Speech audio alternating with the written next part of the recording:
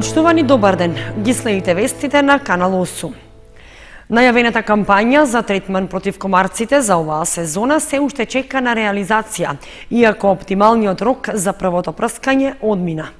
Од локалната самоуправа на Кочани вела дека причина за доцнењето била незавршената тендерска постапка. Почетокот на акцијата за прскање против комарците во Кочани заглави во правни процедури. Иако во изминатите години првиот третман против инсектите се изведуваше во средината на мај, годинава рокот е веќе пробиен. Тендерската постапка за избор на оператор за услугата беше распишана уште во февруари, поради што се очекуваше дека навремената процедура ќе овозможи и навремено дејствување против комарците.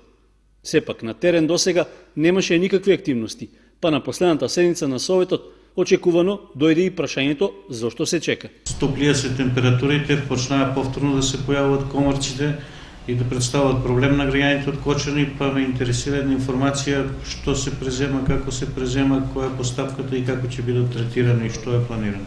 Имаме изберено првостепено еден од овие кои што треба да оператори кои што треба да вршат, меѓу оваа година има конкуренција, имаме жалба од другите оператори. Жалбата е до второстепена комисија, за жал не можеме да реагираме додека не се реши проблемот. Значи, институционален е, односно процедурата, правната процедура е во тек. До тој момент мора да чекаме да се заврши процедурата и тогаш кој одлучи второстепената, тој ќе го земеме за оператор. За набавка на неопходниот инсектицид и ларвицид, што е одобрен од Бирото за лекови, како и за услугата за прскање против комарците, оваа година општина Кочани од сопствениот буџет издвои нешто повеќе од 1.540.000 денари, што е за околу 200.000 денари повеќе од лани. Вообичаено, како и досега, треба да се спроведе прскање од земја и авионски. Двете третирања ќе се реализираат одделно, односно со терестријалниот третман ќе се опфати површина од околу 1200 хектари во централното градско подрачје, во приградските населби и дел од населените места во општината, додека со авионското прскање пак се планира да биде опфатена површина од 3400 хектари. Започна жетвата на јачменот во Кочанско. Во Кочанскиот регион е застапен на површина од над 3000 хектари. Поради пролетните мразеви, приносите се под очекувањата. Жетвата на житните култури во Кочанско започна. Први во акцијата се вклучија земјоделците од селата Тркање, Бање, Соколарци и Спанчево, кои ги ожнеаја првите површини под јачмен, кои во Кочанскиот регион се застапени на површина од 3336 хектари. Приносите се под очекувањата, истакнуваат од подрачната единица на Министерството за земјоделство, шумарство и водостопанство во Кочани, пред се заради пролетните мразеви, кои негативно се одразија врз приносите. Под житни култури во Кочанско се насејани 6606 хектари, од кои пченицата е засејана на 3085 хектари, ршта на 110 хектари, овесот на 25 и другите житни култури на површина од 20 хектари. Земјоделците годинава очекуваат намалени приноси кај пченицата за 20 до 30%, што е секако резултат на лошите временски услови, посебно во зимскиот сушен период во регионот. Жетвата на пченицата се очекува да започне за неколку дена и во истата ќе бидат вклучени десетина приватни комбајни и останата механизација. Одгледувачите на пченица од Кочанскиот производен регион очекуваат зголемена цена на лебното жито при откупот. Граѓанската иницијатива 5 до 12 бара новиот состав на собранието да ги прифати законските предлози што се нудат за решавање на лицата со посебни потреби. Во собирањето потписи за поддршка на иницијативата се вклучија граѓаните од повеќе градови во Македонија, меѓу кои и од Кочани, а носителите на активноста очекуваат конечно народните избраници да го слушнат нивниот глас и да им помогнат. Да се избрише границата од 26 години во законите за здравствено осигурување и социјална заштита, а лицата со посебни потреби да имаат право на бесплатни лекови и на посебен паричен додаток. Тоа се дел од измените во законските прописи, што ги предлага граѓанската иницијатива 5 до 12, а што веќе се доставени на разгледување во Собранието на Македонија. Минатиот месец беше реализирана петиција за поддршка на иницијативата, во што се вклучија и граѓаните на Кочани. Па по доставувањето на документите, носителите на активноста очекуваат потврдна реакција од македонските пратеници. Ние имаме предлог закони, законски измени и нови закони што ги нудиме. Значи, тие се изработени во соработка со Хелсиншкиот комитет, значи со наши родители, адвокати, суди. Значи, ние ги нудиме на тацна и нудиме поактивни решенија. Значи, очекуваме од сите 120 пратеници во блиско време да, значи, предлозите од нашата иницијатива да бидат ставени во собранијска седница и по порека заедно сите да ги решаваме натоваржените проблеми. Значи, ги повикуваме сите наши 120 пратеници да се работат нивната работа. За да го свртат вниманието на јавноста за потребите на лицата со попреченост, Мијалков најави дека граѓанската иницијатива 5 до 12 во наредните денови ќе постави и камп со шатори во паркот пред Македонското собрание во Скопје. Дополнително, активности ќе има и за да се поттикнат локалните самоуправи на поактивна улога за решавање на проблемите на оваа група граѓани. Очекуваме и нери воочи локалните избори, нашата иницијатива ќе биде вклучена и во тоа. Значи се знае, во секој град скоро 10% од населението е засегнато со проблемите на лицата со посебни потреби. Значи ние ќе баваме акционите планови на партиите што ќе ги предложат воочи локалните избори да бидат и овие лица вметнати, бидејќи не може овие лица да бидат изоставени. Во граѓанската иницијатива 5 до 12 се вклучени 47 различни издруженија од целата држава, за да ја покажат единственоста во намерата да им се помогне на лицата со попреченост. Во наредните 3 дена ќе се организираат работилници, изложби и консултации за потребните измени на законските и подзаконските акти, а што произлегуваат од барањата на граѓанската иницијатива.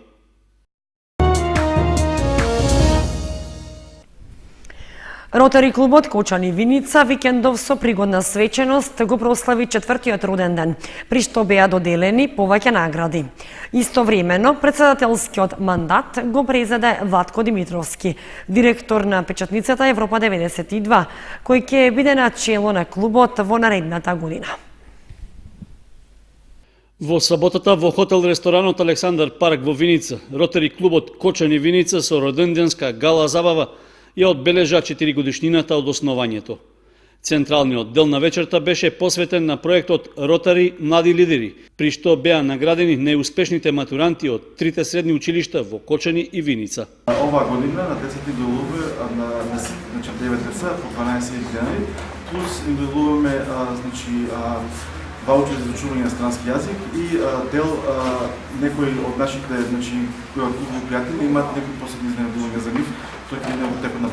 Наградите во категоријата најпредприемач ги добија Надица Пуевска од Љупчо Сантов, Давид Арсов од Ванчо Прке и Златко Георгиев од Гошо Викентиев.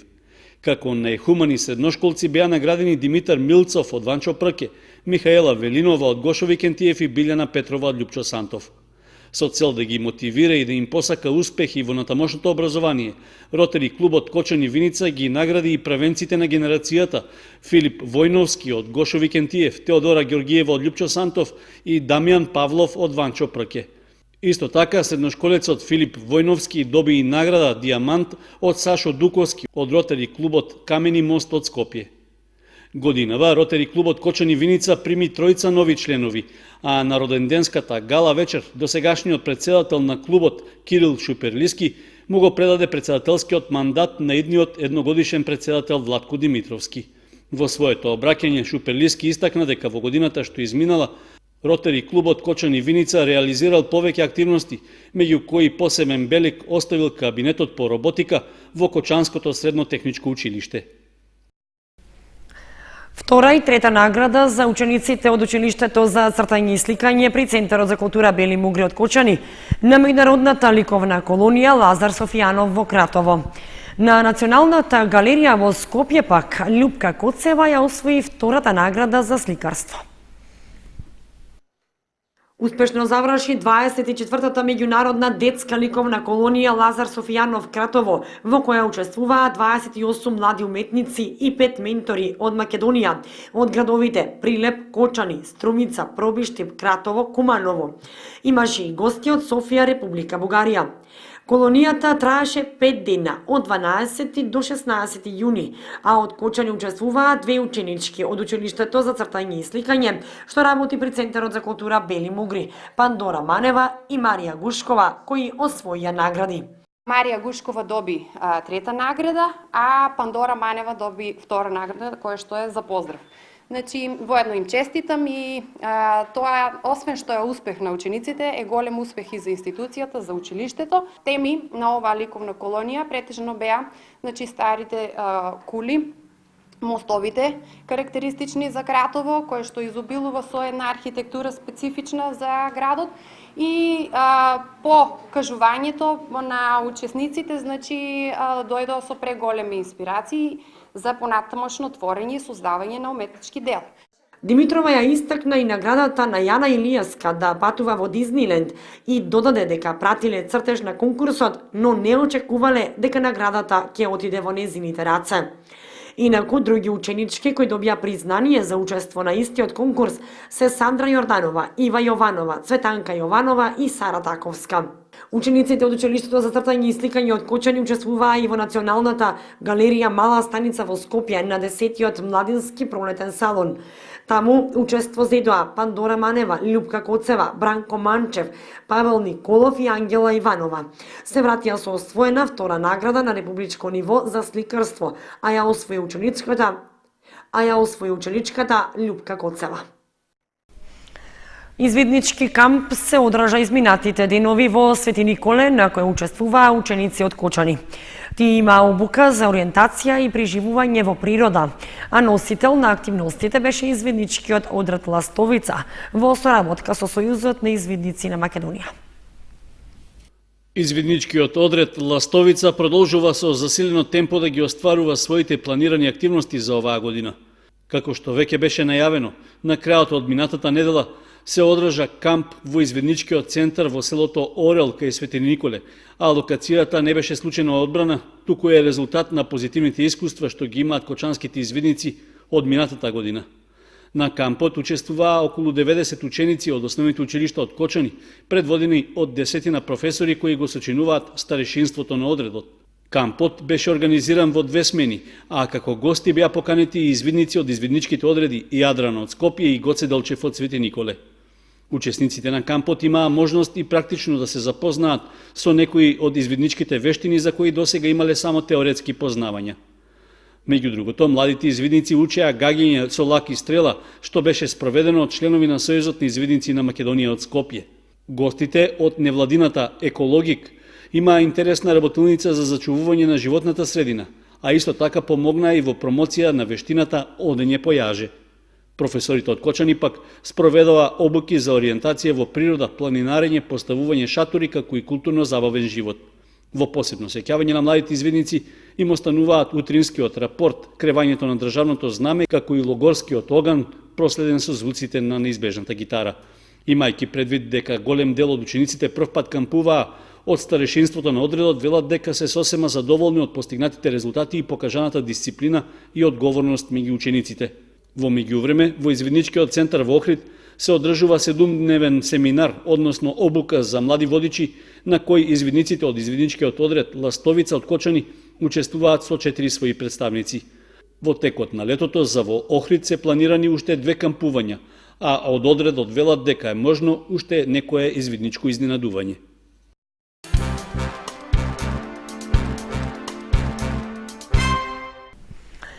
По апелот на Канал 8 телевизија за помош на тричленото семејство Велкови од село Јакимово Виничко стигна помош од хуманите граѓани, но и од градоначалникот на Виница Емил Дончев.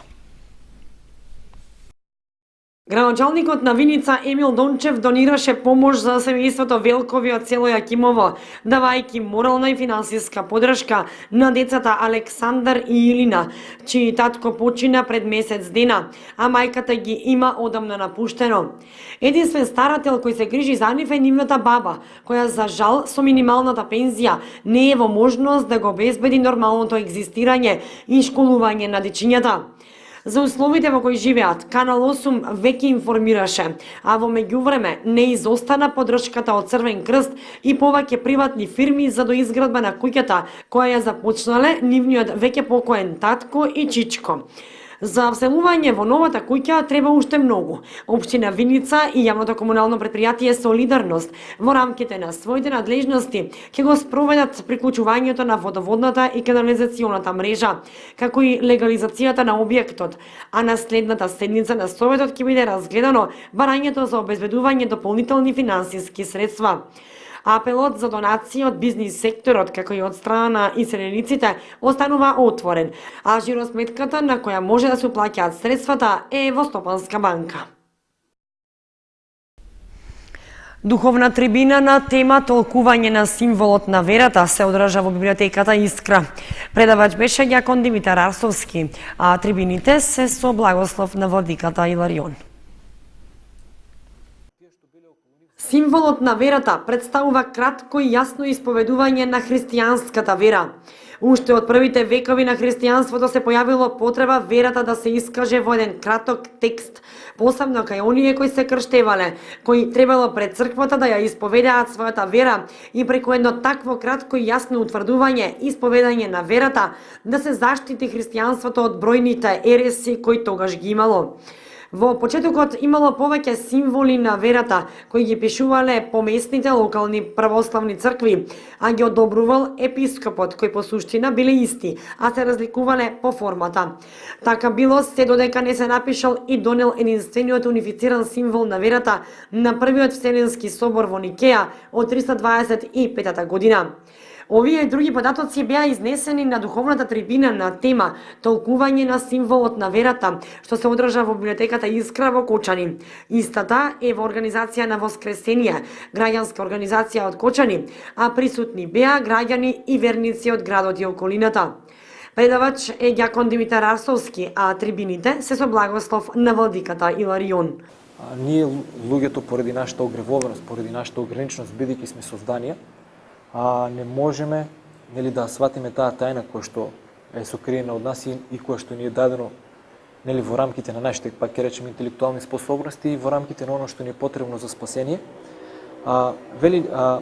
Како вика Отецот може да биде Отец пред да има син? Значи во времето кога што синот се е роден, во тоа време односно во тоа време и Отецот станува Отец, гледано по нашите човечки норми, по нашите размислувања, но сепак кога зборуваат за троичноста, сите свети оци малку се дистанцираат, бидејќи велат дека оваа тајна е навистина голема и тајна која што се разбира со вера, која што ние не можеме да искажеме со нашиот јазик, но кога сакаат да објаснат тајната на троичноста, обично гледаат, бараат да најдат некои примери од природата кои што ќе бидат лесно достапни, без разлика дали се тоа од некоја наука или од некои, да речеме, секојдневни појави, како што највеќе прават споредба со сонцето, вели како што сонцето едно го гледаме, од него извира и светлина и топлина.